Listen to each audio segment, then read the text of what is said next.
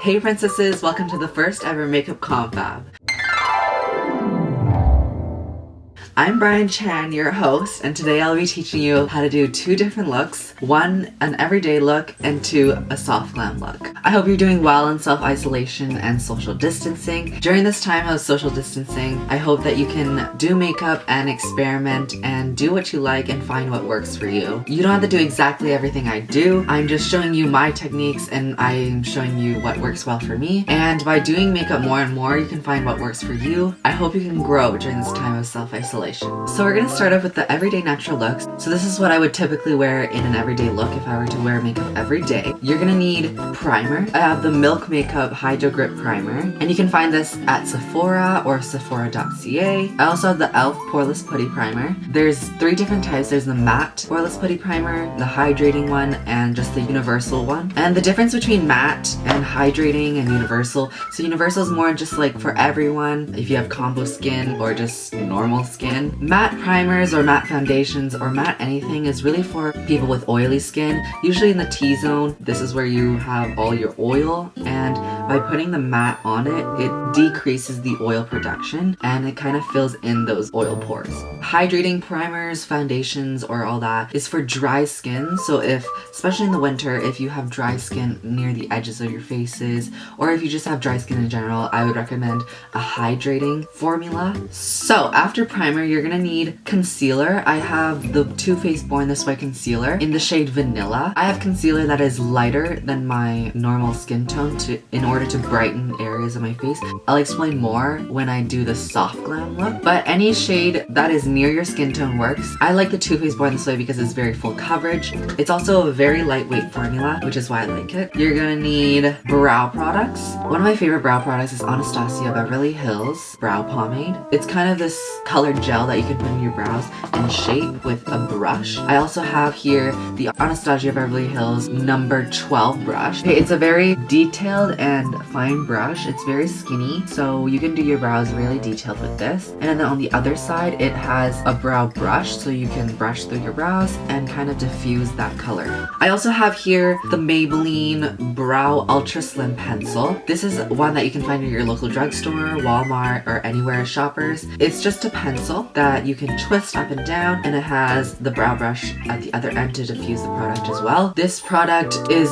a very good duplicate of stuff you can find at Sephora, so it's a very good option if you are trying to save money. And then lastly, I have a brow gel. This is from Nana Coco Beauty. One that I really like is the L'Oreal brow gel. I think some of you have already gotten it. That one can be tinted or colored. The brow gel I have here is actually colored, and it's just this brow gel, so it's like mascara but for your brows. It doesn't really lengthen your brows, but it just sets your brows in place. If I'm really in a hurry, I would just swipe this in my brows and then I'm done for the day. So you'll also need some powder. Right here I have the Huda Beauty powder in the shade Pound Cake. Setting powders have different shades. Make sure to find a shade that works for you. I have a shade that is lighter than my skin tone in order to brighten my face again, which I'll explain further. So powder really just sets your face in place. There's two different types of powder. There's like a pressed powder and a loose powder. I like loose powder because you can brush it all over your face really easily and it's very easy to come out. Next, you're gonna need some setting spray. This is from the Milani Make It Last setting spray. You can find this at Walmart. It's a drugstore brand and they're very high quality for a low price. This is like a middle range, but it's really good quality and I would really recommend it. And then lastly, I have my mascara. And then of course, you can have beauty tools. So I have a concealer brush right here. It's a bit compact at the top and you can really diffuse the product with this brush. I also really like beauty blenders. I recommend that you dampen your beauty blender, that you wet it really thoroughly and squeeze all the water out so you have a damp beauty blender. Because it's damp, it creates a bigger surface area and it helps diffuse the product more. So I'm just gonna get started. What I typically like to do first is a little bit of primer. So I'm gonna grab that e.l.f. primer and I'm gonna diffuse it right in my T-zone. Then I'm gonna grab my Milk Hydro Grip Primer and I'm just gonna put it on the outside of my face. The Hydro Grip Primer from Milk is a very sticky formula. That way products can stick onto it really easily and with less effort, therefore creating a smoother canvas again. While that's drying, I'm gonna be going into my eyebrows. I have my Maybelline pencil here and I'm gonna grab my mirror and I'm just gonna go into upward motions. and go into the direction that your brow hairs are naturally growing in. Typically, your eyebrow should be a shade lighter or a shade darker than your natural hair color. So at the ends of the brows, I'm going downwards or outwards because that's the direction they go in. Near the front of the brow, I'm going upward. And don't worry if it gets messy because we'll fix it later. Because mine's very messy right now, but... So I'm using the pencil to typically fill in the holes in my eyebrows if it's growing sparsely. Is that even a word? Yes, it is. I don't know. And then I'm going to use the other end of the brow and diffuse the product. So near the front of the brow, you're going to want it a little bit less dark than the rest of your brow because you want it to fade out naturally. And next I'm going to grab that brow pomade. And of course you don't really need to get all these products, I'm just showing you what works for me. So I go through the ends. And as you can see, there's a really big difference in my eyebrows already. Like this one is very chiseled, very well structured. And then at the beginning of the brow, I'm just going to make outward motions.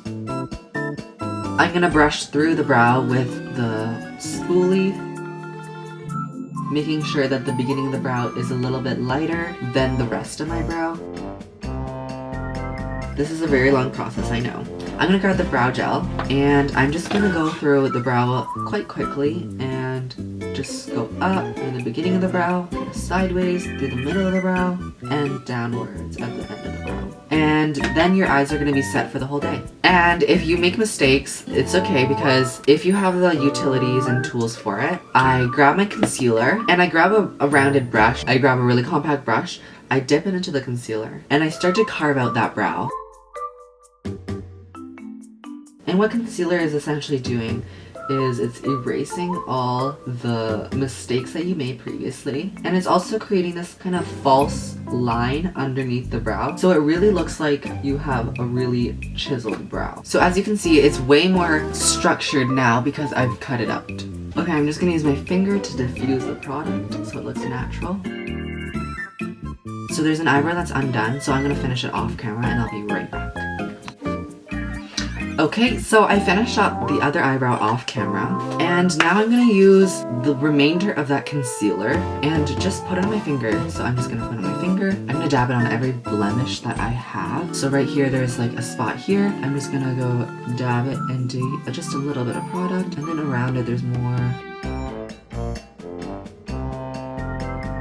So once that's done, I'm going to use another finger and I'm just going to dab it, okay? So it diffuses throughout the skin. So as you can see, those are already gone. Okay, so as you can see, all the products are thoroughly distributed among the face. And now I'm just going to grab the powder and I'm going to use a loose powder brush. You can use your beauty blender as well, so don't worry if you don't have a powder brush. You're going to use that powder, make sure not too much, and I'm just going to brush it over the places that have the concealer on it and just set that in place. This makes sure that the product doesn't move all day and that it stays where it needs to be and it doesn't rub off easily. So especially for under the eyes, you're going to want to really pack that powder in. Because your under eye has a lot of creases, product can easily slip into these creases and it will look a little bit weird. So then you're going to want to brush it off. So now that that's all set in place, I'm going to grab that setting spray, and setting spray really just melts all the ingredients together. So I'm going to grab that and I'm just going to spray it all over my face, and then I'm going to use a beauty blender or anything you have, and I'm just going to really pat the places in. And that covers your skin. So right here I have an eyeliner. I have a white eyeliner, and this is to create an impression of a bigger eye. You don't have to do this, this is just an idea. And I'm just gonna go into that waterline and I'm gonna outline it. And as you can see, that really just kind of creates the impression of a bigger eye. So when outlining your waterline, you can always use a nude liner as well. A nude liner will also give the impression of a bigger eye. When you're finished with that, you can grab a black eyeliner and go under your lashes so your lashes have an impression of deeper and thicker. And I'm just gonna go in.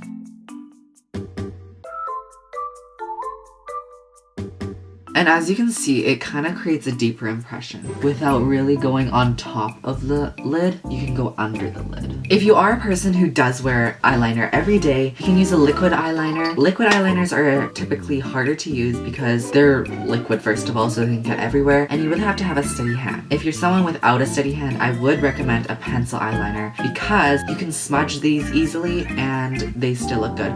So if you're using a pencil eyeliner, I would just outline the top of the eye and I'd use a finger or a brush and I'd smudge it. So once your eyeliner is done, I'm gonna grab an eyelash curler. If you don't have one, that's okay. Typically, I would curl my eyelashes because my eyelashes don't naturally have a curl to them. If you do have a natural curl to them, you can just skip straight ahead to the mascara part. When you're using an eyelash curler, you can use a hair dryer and heat up the eyelash curler, and that will actually make your eyelashes stay curled for longer because it's like curling your hair. And I'm gonna grab it really quickly and I'm gonna go through my lashes.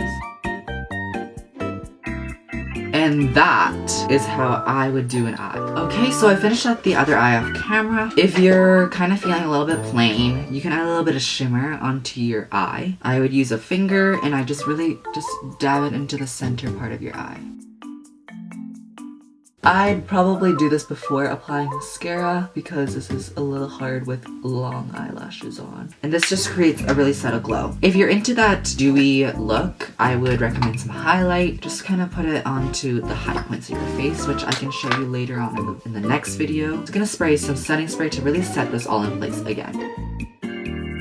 This time I just let it sit there and let it dry on its own. If you're feeling a little crazy, you can grab some lipstick. Right here I have the Ish Statement Palette, and I'm just gonna grab like a little nude moment. And I'm just gonna really just pat it on the lips and just really diffuse that. I'm gonna go in with the Ish Hydro Gloss. This lip color is a little light for me, so my lips look a little weird, but anything works. And then I'm gonna grab some gloss. And there you have it. This is how I normally do my Fresh Face Fantasy.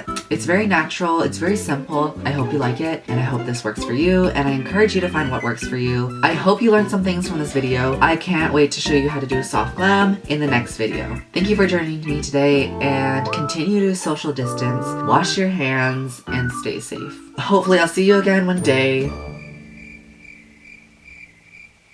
I'll see you in the next video.